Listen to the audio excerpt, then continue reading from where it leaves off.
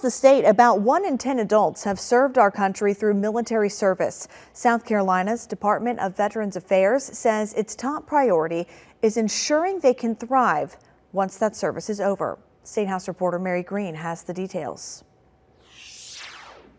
During the annual Governor's Summit on Veteran Affairs on Thursday in Columbia, the South Carolina Department of Veterans Affairs laid out its priorities for the next year, ranging from supporting mental health to ensuring the success of military families. Our veterans give us great strength. Our veterans' families give us great strength and great talent and great assets, and we want to see that all of the veterans that need help get it. The South Carolina Department of Veterans Affairs says one of the most urgent areas in which it's working to provide that help is by reducing veteran suicides. That's one of the department's key focus areas for the next year, as veterans in South Carolina and across the country face higher suicide rates than the general population. When you leave military service, the gap that you often leave behind is the camaraderie and the teamwork that you found in military service. And when you leave that and pole vault into the civilian world, that's often a really challenging gap, and some veterans struggle with that. And obviously, veteran suicide is the most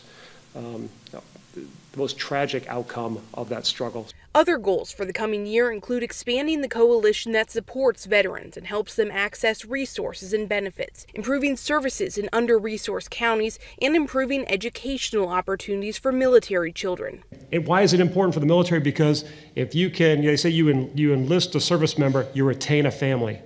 And so whatever we can do to support these families, we are supporting the military in South Carolina, and we're supporting national security by keeping these talented individuals in uniform because their kids are being taken care of. The department is also preparing to significantly expand its responsibilities in the next year. A new state law that will divide DHEC into 2 new state agencies will also require the Department of Veterans Affairs take over operations of most veteran nursing homes from the Department of Mental Health by next summer. The care the veterans are receiving in those homes is superb today, and it will stay superb in the future, and that's our pledge and our responsibility. Secretary McCaffrey says his department is already working with the Departments of Administration and Mental Health on this transition, saying this process is currently on track in its timeline.